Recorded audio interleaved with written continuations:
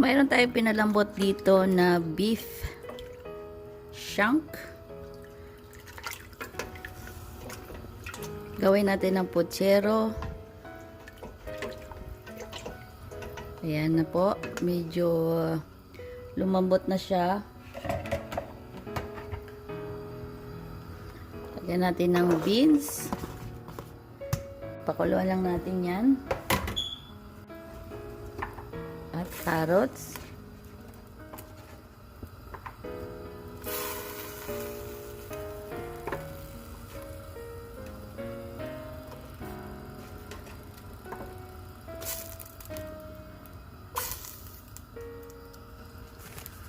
Kaya natin dagdag ng asin.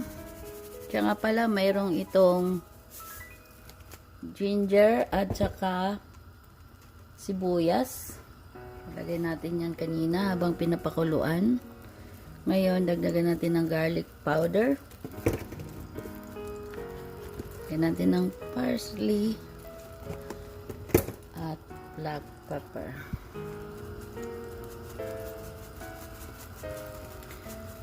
Ayan. So, pakuluan lang natin to hanggang lumambot yung ating carrots at saka beans.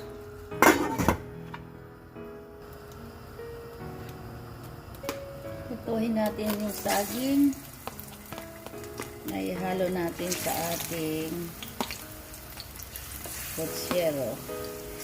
Optional lang ito mga dear kung gusto niyo prituhin. Kahit hindi prituhin, okay na.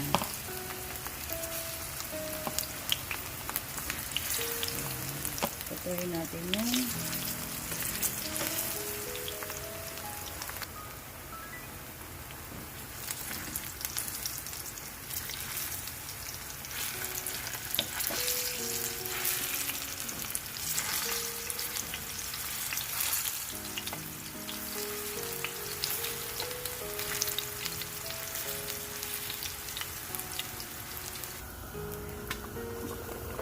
Yan, malambot na yung gulay natin. So, isusunod natin yung ating tomato sauce. Lagyan natin ng tomato sauce. Ayan, tomato sauce.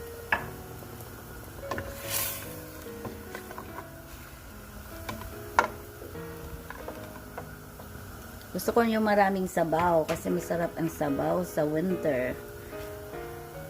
So, ilalagay natin na yung ating cabbage. May cabbage tayo dito. I love cabbage.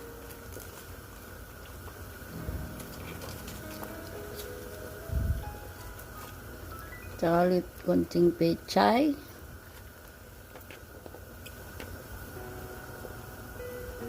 At mayroon tayong patola or zucchini.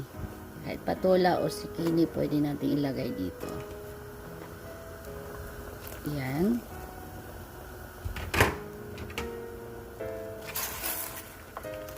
Pakuluan natin ng at least 3 minutes. Yan, luto na yung ibang gulay natin. Tama-tama. Ayan, dami. So, ilalagay natin yung ating saging. Ito yun ang ating saging na pinarito. Kahit anong klaseng saging, ito ay ginamit ko ay plantain. So, ayan. Sarap. Perfect ang aming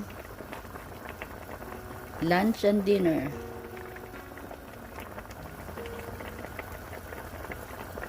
So, ayan. Tapos, ilalagay natin yung last. Yung sibuyas dahon natin. O green onion.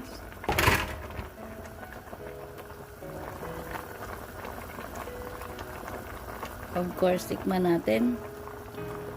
Ano bang? Ayan. Perfect.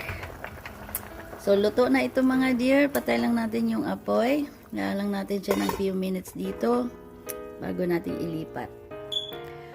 Lipat na natin dito para hindi malata yung ating gulay.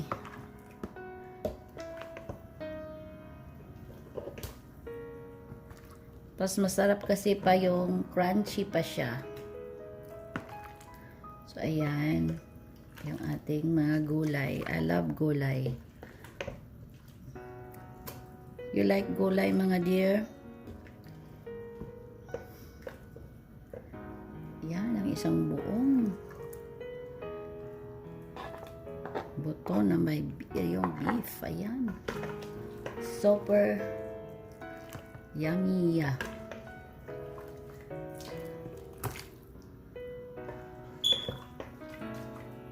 So, ayan.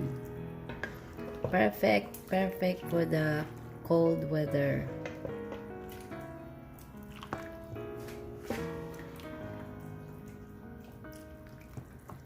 Oops.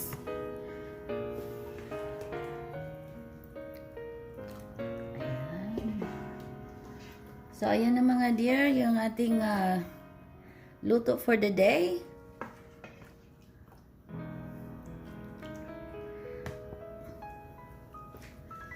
See you guys later. Thank you for watching. Happy eating, everyone. So, ito na mga dear, yung niluto nating puchero. Kain tayo ng lunch.